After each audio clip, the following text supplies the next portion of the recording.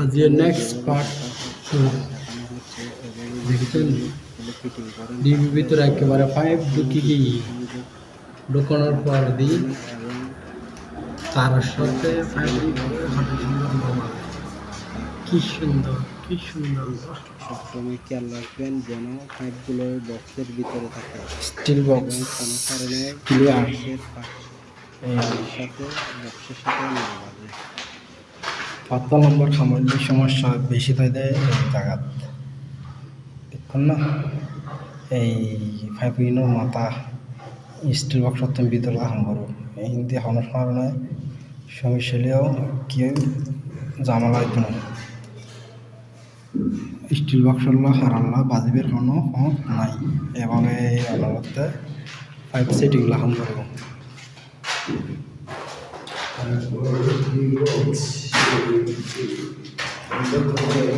ভিডিওটা অফ করে দেন, ভিডিওটা অফলাইন